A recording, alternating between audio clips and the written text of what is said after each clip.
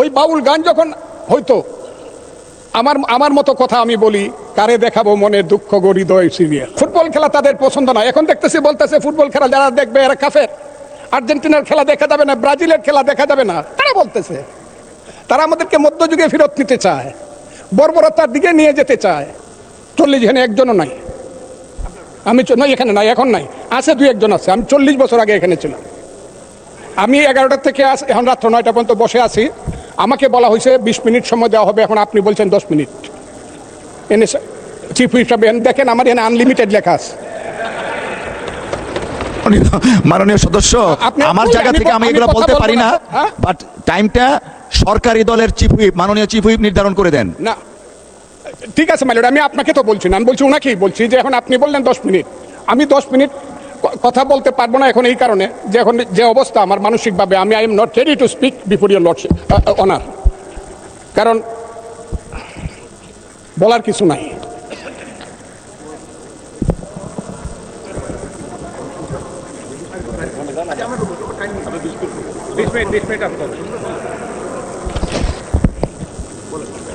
মাননীয় স্পিকার, শুধু রুলস রক্ষা করার জন্য কথা বলে যাচ্ছি, নাহলে আমার কথা বলার কথা না, এখন বলতাম না। আমি শুধু হাউজের সম্মানে, আপনার সম্মানে আমি কথা বলে যাচ্ছি। অনেক কিছু চাই, অনেক কিছু চাই না, জীবনে অনেক কিছুই পাই নাই, অনেক কিছু পাইছি, যা হোক। তারপর আমি বলি, কেন পান্থ ক্ষান্ত হও হেরি দীর্ঘ পথ, উদ্যম বিহনে কারো পুরে মনোরথ, কাটাহেরি ক্ষান্ত কেন কমল তুলিতে, দুঃখ বিনা শুক্লাভ হয় কি মোহিতে। ছোটবেলার কবিতা। জলে না নামিলে কেহ শিখে না সাঁতার, হাঁটিতে পারে না কেহ না খেয়ে আসার। এইখানে এবারের যে বাজেট, আমি প্রথমে 1972 সনের বাজেট দেখেছিলাম। আমি পার্লামেন্ট মেম্বার ছিলাম না, কিন্তু ঢাকা বিশ্ববিদ্যালয়ের ছাত্র ছিলাম তখন। 70 সন প্রথমে দেখেছিলাম, মিছিল করেছিলাম বিরুদ্ধে। আইনমন্ত্রী ছিলেন MN হুদা, আইনমন্ত্রী না, অর্থমন্ত্রী। 350 কোটি টাকার বাজেট ছিল। আমি 72 সনের বাজেট অনুষ্ঠানে উপস্থিত ছিলাম। অর্থমন্ত্রী তাজউদ্দিন আহমদ বাজেট পেশ করছিলেন, 450 কোটি টাকা। আজকে 54 বছর পরে সেই বাজেট এসে দাঁড়িয়েছে 9,38,000 কোটি টাকা। বাংলাদেশে কিছুই হয় নাই, এইটা যারা মনে করে এটা ঠিক না। এখন বাংলাদেশ যেদিকে চলছে, এত বড় একটা বাজেট অত্যন্ত সুন্দর এবং নিখুঁতভাবে দেওয়ার জন্য আমি বাংলাদেশের নেতা, আমাদের নেতা, বাংলাদেশ সরকারের প্রধানমন্ত্রী জনাব তারেক রহমান, অর্থমন্ত্রী জনাব আমির খসরু মাহমুদ চৌধুরীকে অন্তরের অন্তঃস্থল থেকে ধন্যবাদ জানাচ্ছি। এখানে বাজেটের মূল 3টা ব্যাপার খুব সামনে এসেছে। একটা শিক্ষা, সবচেয়ে বেশি বাজেট হয়েছে। তারপরে হলো নিরাপত্তা, সামাজিক নিরাপত্তা। শিক্ষাতে 1,37,000 কোটি, সামাজিক নিরাপত্তা 1,44,000 কোটি, তারপরে স্বাস্থ্য হলো 69,000 কোটি। এত বড় বাজেট, এত ব্যাপকভাবে সমস্ত দিক রক্ষা করে একটা বাজেট দেওয়া, এটার খুব বেশি ত্রুটি আছে। ত্রুটি থাকলেও আমি বলবো, কিছুক্ষণ পরেই বলছি, এটা আমি মনে করি না খুব বেশি ত্রুটি আছে। এটা কিভাবে বাস্তবায়ন হবে, এত টাকা বাজেট, ঘাটতি বাজেট নিয়ে, এইটাই যারা জিজ্ঞাসা করছেন আমার বিরোধী দলের সম্মানিত সদস্যরা, এটা আগামী বছর যখন আমরা পারবো না তখন জিজ্ঞাসা করবেন।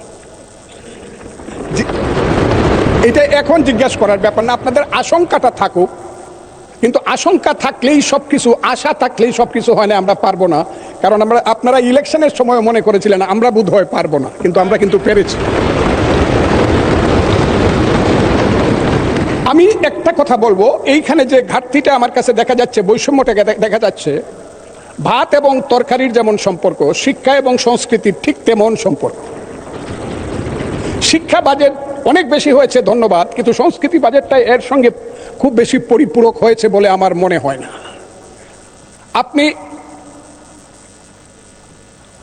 আমি খুব ক্লিয়ারলি আপনাকে বলতে চাই যে একটাকে অনাহারে রেখে আরেকটা খুব সুস্থভাবে চলতে পারে না। কারণ আমাদের দেশের শিক্ষার সঙ্গে যদি সংস্কৃতির সঠিক মিলন না হয়, তাইলে এখানে সভ্যতা গড়ে উঠবে না। আমার এক বন্ধু জামাতে ইসলামের, উনি চলে গেছেন, উনি নিজেকে মুক্তিযোদ্ধা দাবি করেন, সাতক্ষীরার MP। উনি সংস্কৃতির নামে খুব শঙ্কিত হলেন। যে জাতির সংস্কৃতি নাই সে জাতি সভ্য না, সে অসভ্য। তারা কেন সংস্কৃতি পছন্দ করে না? কোন সংস্কৃতি তারা পছন্দ করে না জানেন? তারা পছন্দ করেন ওই যে আমাদের গ্রামে গঞ্জে আমরা ছোটবেলা থেকে শিক্ষার সঙ্গে সঙ্গে যখন দিন আসতো, কোনো হিন্দু ধর্মের দুর্গাপূজা আসতো, আমাদের যখন স্কুল কলেজ বন্ধ থাকতো, আমরা যখন গ্রামে গ্রামে নাটক করতাম, এটা তারা পছন্দ করে না। কৃষক যখন শীতকালে ধান লাগিয়ে পরে যাত্রা গান দেখতে যাইতো চাদর গায়ে দিয়ে, সেই রূপবানের গান বলেন আর মা মাটি মানুষ বলেন, যাই বলেন, যখন তার হৃদয়কে ভরে আবার সকালবেলা খেতে হাল চাষ করতে যাইতো, এইটাকে ওনারা পছন্দ করেন না। ওই বাউল গান যখন হয়তো আমার মতো কথা আমি বলি, কারে দেখাবো মনের দুঃখ গো হৃদয় সিরিয়াল, সেই শানুরের গান তাদের পছন্দ হয়। নাটক তাদের পছন্দ না, ফুটবল খেলা তাদের পছন্দ না। এখন দেখতেছি বলতেছে ফুটবল খেলা যারা দেখবে এরা কাফের, আর্জেন্টিনার খেলা দেখা যাবে না, ব্রাজিলের খেলা দেখা যাবে না। তারা বলতেছে তারা আমাদেরকে মধ্যযুগে ফেরত নিতে চায়, বর্বরতার দিকে নিয়ে যেতে চায়। সেই বর্বরতার দিকে কি আমরা যাব? যদি না যাই তাহলেই কি আমরা তাদের সাথে, আমরা যদি এইটুক ডিফারেন্স করি, আমরা যদি তাদের সাথে মিলে মিশে থাক, ওই যে এটাকে বলে কি ফ্রেন্ডলি গেম, যে মেসি শ্রেষ্ঠ গোল করেছে, 5টা গোল করেছে, যে রোনালদো কালকে 2টা গোল করেছে, তাদেরকে আপনি ঢাকার মাঠে আনেন, মানুষ যদি জানে ফ্রেন্ডলি গেম, তাইলে একদিন খেলা দেখতে যাবে রোনালদো আর মেসিকে, কিন্তু দ্বিতীয় দিন আর ফ্রেন্ডলি গেম খেলতে যাবে না। পার্লামেন্টে যে গেমটা হচ্ছে, এই গেমটা কিন্তু কিছুদিন পরে কিন্তু মাঠ খালি পড়ে থাকবে। কথাটা আমি বললাম। আমি আরো বললাম, এখানে কেউ যে কথাটা বলে নাই, আমি মুক্তিযুদ্ধ সম্পর্কে একটা কথা বলবো। আপনি বসে আছেন, আপনি মুক্তিযুদ্ধ দেখেন নাই, স্পিকার সাহেব থাকলে উনাকে বলতাম উনি কি করে সেই জকিগঞ্জ থেকে ধরে সিলেট পর্যন্ত সালুটিকার বন্দরকে রক্তের সাগর সৃষ্টি করে শহীদ জিয়ার নেতৃত্বে, জিয়াউর রহমানের বীরত্বের নেতৃত্বে সিলেট দখল করেছে, যে সেই রক্তের সাগর, সেই মুক্তিযুদ্ধের কথাটা আমি বলতে চাই।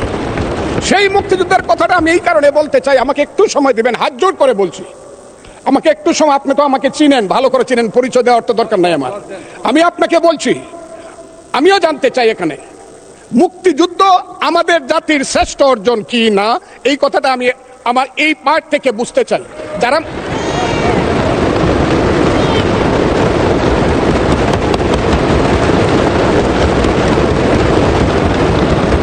তাহলে 146 এবং 47 ধারায় বা প্যারা যে 2টা, জি মাননীয় সদস্য, জি জি জি মাননীয় সদস্য, আমাদের মাননীয় চিফ হুইপ সময় 5 মিনিট বাড়িয়েছেন আপনার জন্য, আর আমি আমার জায়গা থেকে আরো 5 মিনিট, টোটাল 10 মিনিট হলো।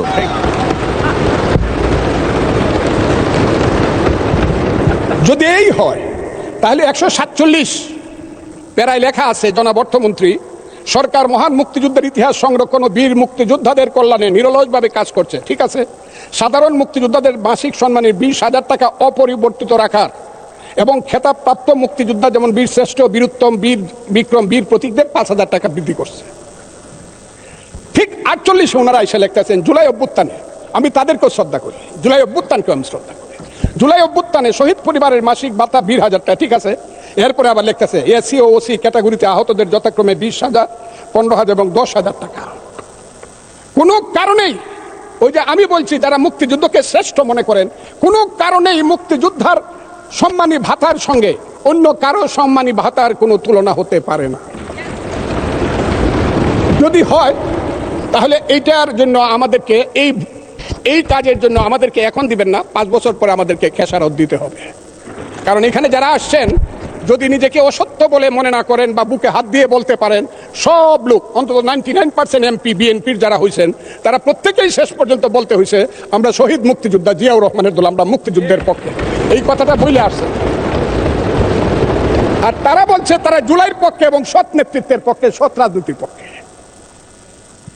কাজে এই মুক্তিযোদ্ধা আর জুলাই যুদ্ধ, আমি জুলাই যুদ্ধকে অসম্মান করছি না, কিন্তু মুক্তিযোদ্ধার সাথে কাউকে তুলনা করলে কিন্তু ভবিষ্যতে 5 বছর পরে আর উত্তরটা দিতে পারবেন না, এটা হবে না।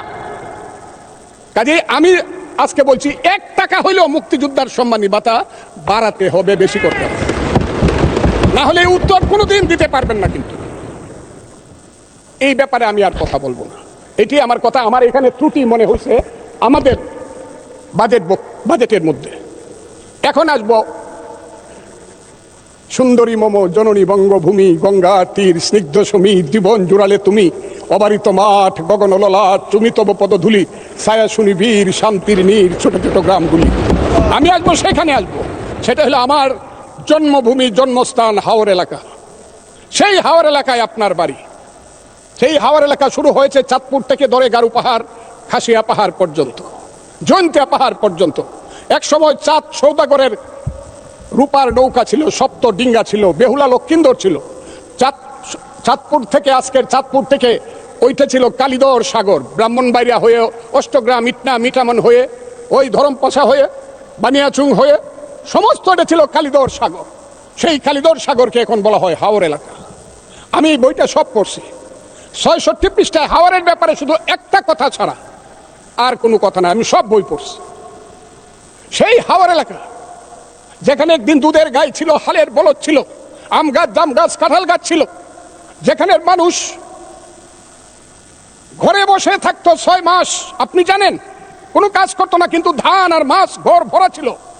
আজকে সেই ভাটি এলাকার মানুষ এইবার বারবার আগাম বন্যার কারণে, প্রাকৃতিক ক্যালামিটির কারণে আজকে এরা হয়ে গেছে শুধু নিঃস্ব না, সারা বাংলাদেশে রংপুর এক সময় কামলা সাপ্লাই করতো, শ্রমিক।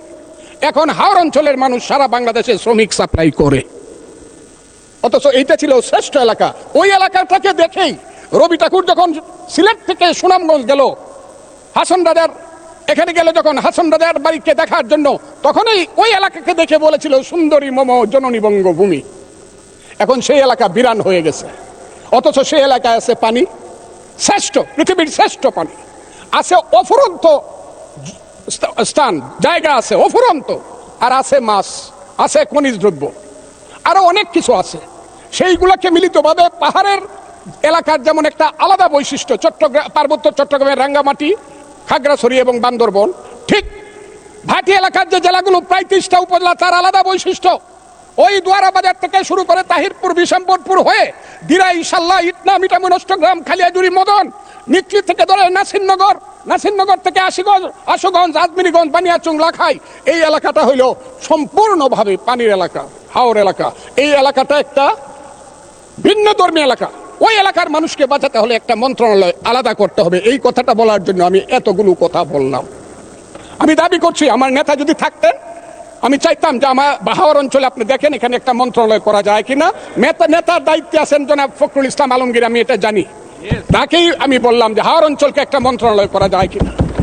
আমি আরেকটা কথা বলবো, হাওর অঞ্চলে অনেকগুলো কাজ শুরু হয়েছিল, বিশেষ করে ৫,২০০ কোটি টাকা খরচ করে একটা ফ্লাইওভার করার কথা ছিল মরিচখালী থেকে মিঠামুন, এইটা বন্ধ করে দিয়েছে ইউনূস সাহেব।